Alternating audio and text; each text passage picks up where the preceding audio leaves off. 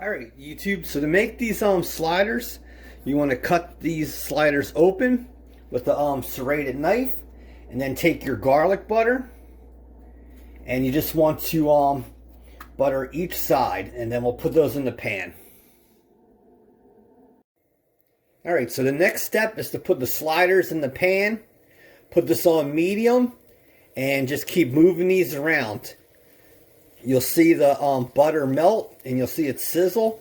So try to keep these together because you cut them and they fit to each other. So just move these around and leave them in the pan till you get it to the dark color that you want.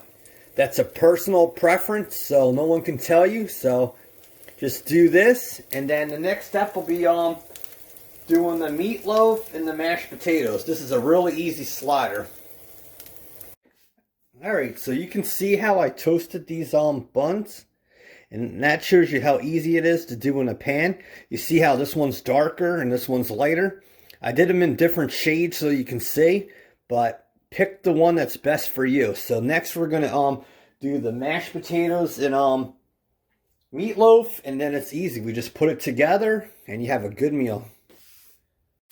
Alright, so the next step is to put your potatoes in there with butter. Put your meatloaf in, and then use whatever seasoning is good for you in your home. Me, I use this all-purpose seasoning, and this works out really well. It has all the spices and flavors in there you need. So basically, just warm this meatloaf, and you can see the butter here, and warm these mashed potatoes.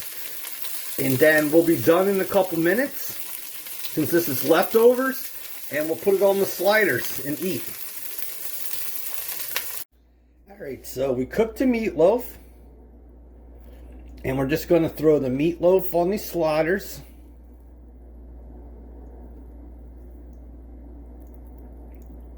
And then we're going to throw some mashed potatoes on there. If you want, you can put tomato sauce or gravy. Alright, so we have the meatloaf on there. Now you want to take these mashed potatoes and put them on top of the sliders. So look how easy that is. And look at the color of those potatoes after you warm them up. Like I said, if you wanted to, you could put gravy or spaghetti sauce on there. Alright, YouTube, so we're done. I'm not going to put gravy or spaghetti sauce on there. I want to leave them as is. So here it is, and here are your meatloaf and mashed potato sliders. You couldn't go wrong. If you wanted to, you could actually make a side thing of either spaghetti sauce, marinara, or gravy, and just dip these things in there. Alright, so there you have it. Your mashed potatoes and meatloaf sliders.